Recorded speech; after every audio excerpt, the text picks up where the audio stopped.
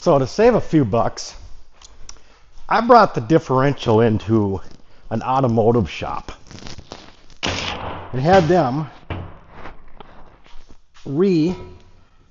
torque this to set the pinion pressure, I guess. I'm not sure how to explain it. But I brought it to Streamline Automotive in Big Lake, Minnesota.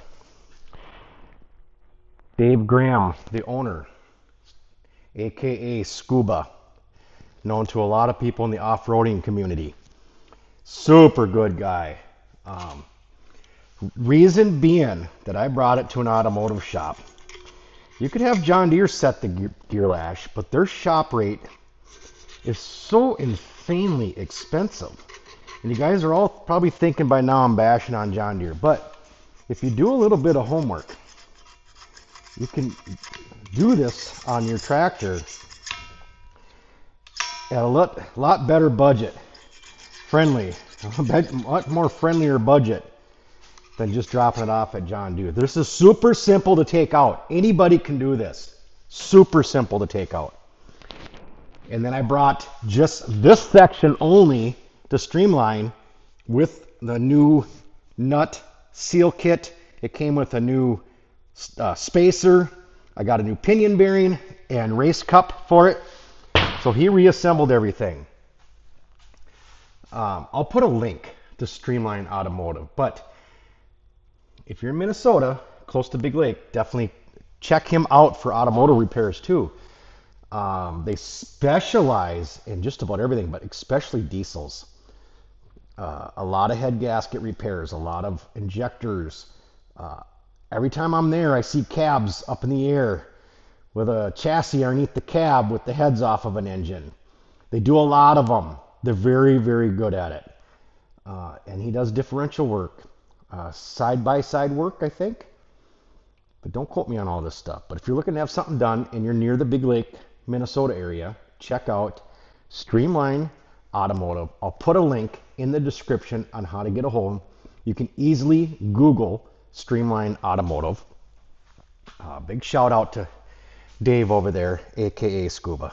So I think I'm going to get some 3-bond on this surface because that's basically all John Deere had used was a 3-bond on here. There wasn't a gasket, and they didn't use RTV. It was a very thin base. It's a machined. Both surfaces are machined, so that's why you can just use a 3-bond on there when you're doing a machined surface to a machined surface.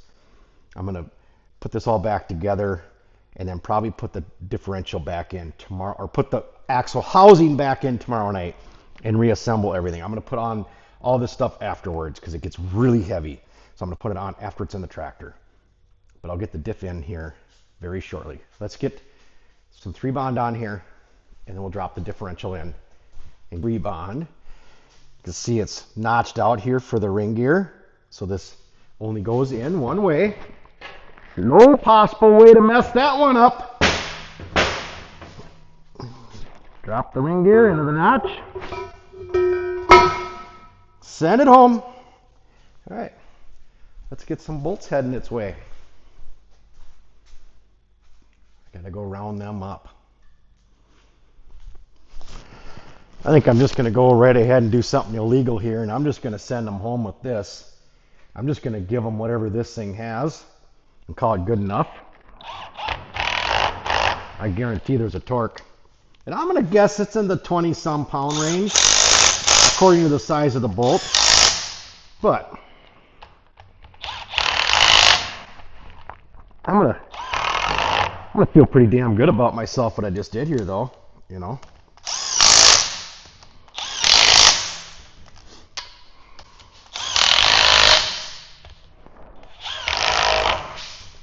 It's mine, so I can fix it however I want. My problem to deal with later. If you want to go right ahead and look up the torque spec for this, please do. Add it in the comments. Let us know what it is. I'm too lazy to go look it up. I'm confident that this thing's just going to get it right where it needs to be, you know. I'm good with it. That's together. So I think I'm going to let this sit for the night and let the 3-bond set up. That way when I'm trying to get it in the tractor, I don't get my hand in it, and then I got 3-bond here and here and there. So let's come back to this one, folks. This is the mount that holds the front differential in. Here's one half of it, and here's the other half of it. You can already see I drilled and tapped to put a grease zerk in. Some people suggest that.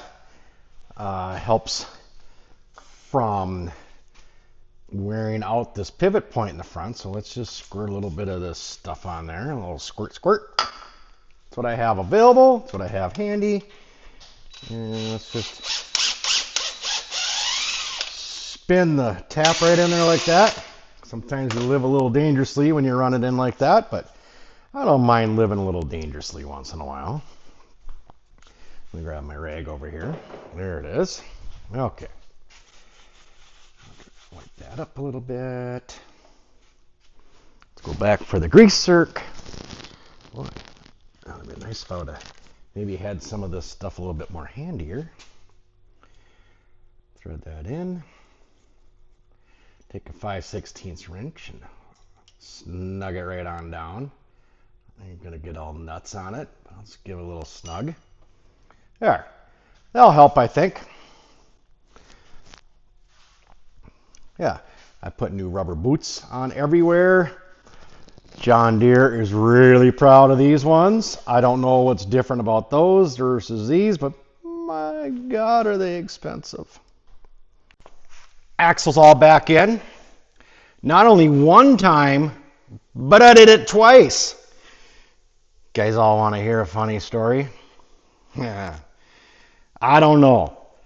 I got the I put the housing in. I had the 2 axle shafts in it. So I wouldn't forget to put them in. So I put an axle shaft in either side. And I was spinning the axle, and it's like, I didn't like how it sounded inside of the gears in there. The spider gears, or the 2 little gears that transfer the power from the ring and pinion, get transferred into the spider gears, which goes through the axle shaft out into these portos. And so then I put this one porto on. And then I was spinning this, and gosh, it just didn't spin smooth. It didn't sound right.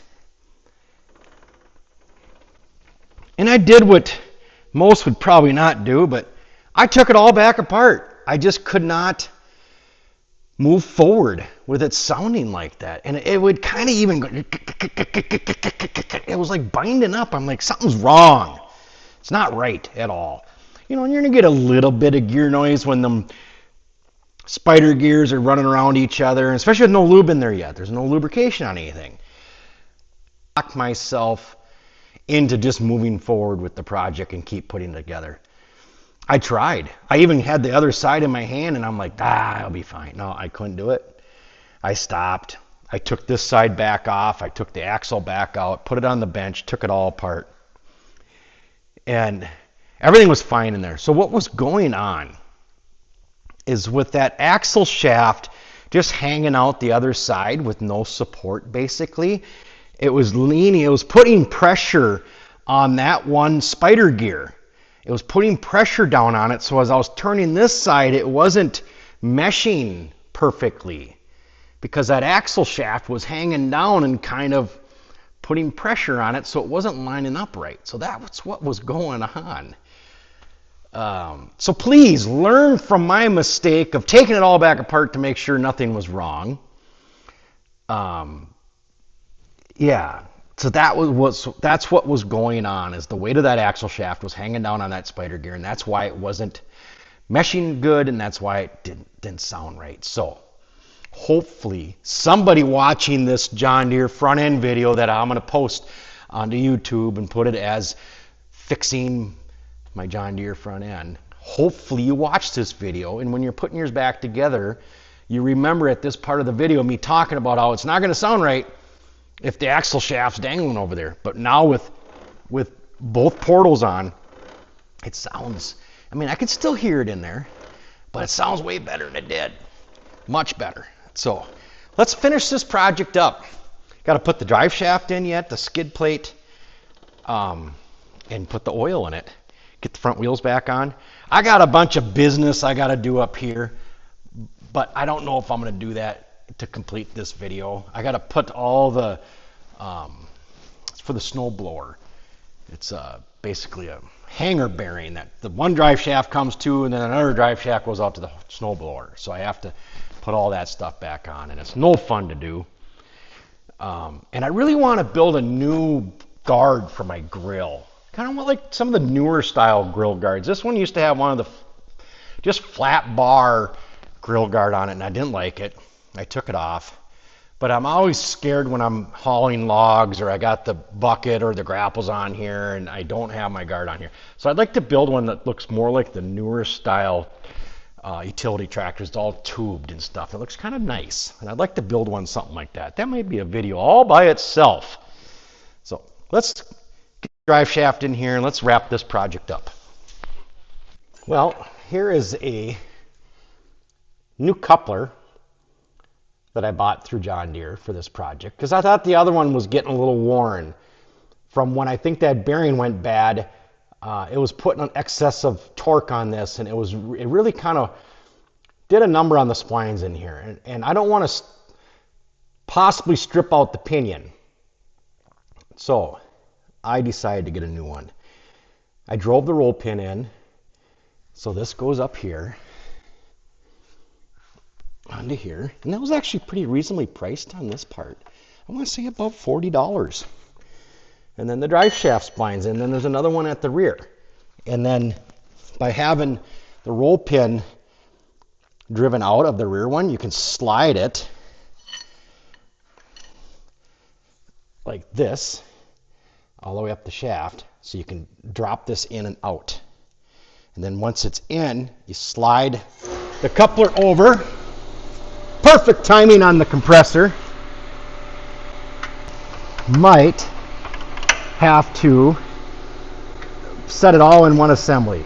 I think I'm going to have to drive this roll pin back out.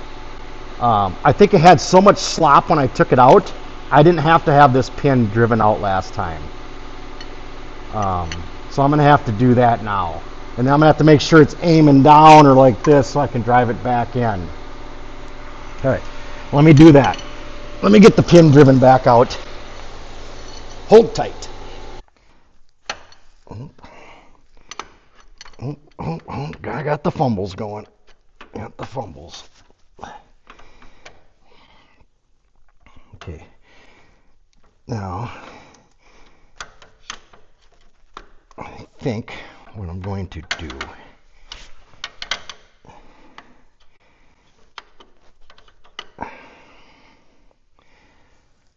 I had to move you guys out. Slide you out of the way. And it wasn't even worth filming, watching me pound on something you couldn't see anyways.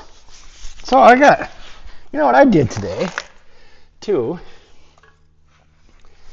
is these big bolts back there on the back side of the,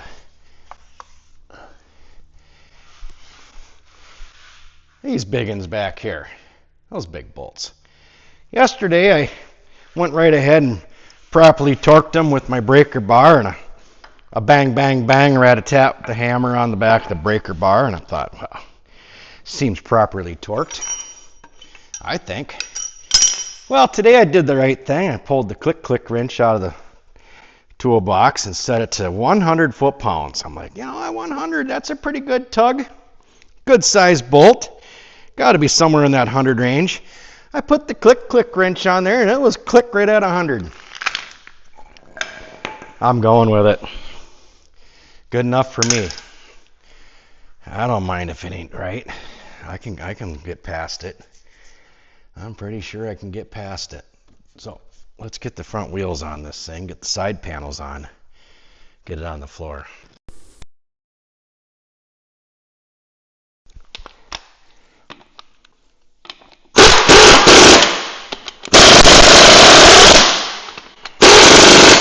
My book is saying 4.7 quarts of the gluck for the axle oil, which you're using the same stuff you used in the transmission, the high guard. We'll get to that in a second here. Well, I'm going to start with a 1-gallon jug. It gets me a good start there. And I want a recap of why I'm doing what I'm doing right now. It's because my front pinion bearing went out, which then took out the oil seal. So I was leaving gear oil all over the shop floor. But one day I was actually pushing some dirt around, and Trenton stops me. He's like, "Dad, the tractor's making a weird whining noise when you're backing up." And with the cab on it, you hear all kinds of different noises you don't normally hear. But he could hear it because he was standing out on the ground, and as I was backing up, could really hear it through the back of the tractor, loud whining noise. So as I was, and I was only in full drive. Put in two-wheel drive, it didn't do it. Put in full drive, it did it. Drive forward, not so loud. Drive back, very loud. And then, plus with the oil seal being bad, we knew we had some issues. I crawled underneath. I could take the drive shaft and wiggle it back and forth, side to side, and I could see the pinion side to side moving. So when I took it apart, there was so much slack or slop in the pinion bearing that I think when I was backing up, the ring and pinion wasn't actually meshing correctly. Left to go for too long, people say eventually, and I could see it will, it's going to chew up your ring and pinion. That gets very expensive fast. Thankfully, we caught it soon, and we didn't get to that point. I'm into this whole project for just a few $100s, with paying to have the gear set reset and the parts that I had to buy for the project. I know I'm going to end up overfilling this. There's no doubt in my mind.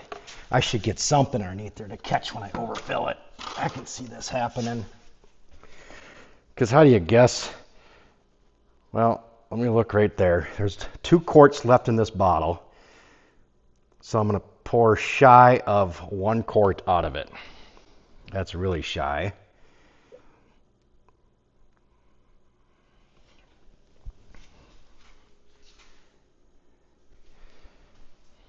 That's getting close. All right, we're going to stop right there, because otherwise we're going to have a lake on the floor. I could see it happening. Right all over the dipstick. It's right all over it. So we're going to stop it right there. I know you guys couldn't see, but I can't always get you in where you need to be so you can see what I'm doing. It's not easy all the time. You know, sometimes I just can't.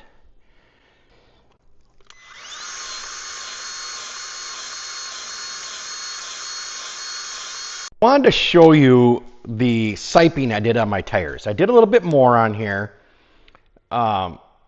This spring I did just a little bit. I wanted to kind of test it out, and I think it's actually been helping, and it's actually been working. I don't think I hurt anything here. I was going to take a little out of the centers here, but it's a lot of work to get the knife down through here, and I just don't really think it's necessary. But yeah, I just did one across like that, and then just kind of kept weaving them back and forth. I'm pretty happy with how they turned out. I'm excited to try it on the ice. I guess that was the problem that these tires would have, is on real hard packed snow or ice, they just didn't get much bite. So hopefully, maybe this will work. That's what I'm hoping for. I don't think it can hurt. The tires are so old and wore out that I think what I did can only be an improvement. I guess this winter will be the true test to it. We'll see how it works. I know how it used to work. I was to the point where I was going to have to put chains on it anyways. So hopefully I don't have to put chains on it. I'd rather not run chains if I don't have to. But down in the comments, let me know what you guys think. I probably took 5 pounds of rubber out of the tires, though. I swept up one heck of a pile of rubber. But put down in the comments, what's your opinion on this? And then I'll get back to everybody. I'll let you know this winter if it helped or not. So if anybody watching this video has done this, let me know. I'd like to know. Thanks.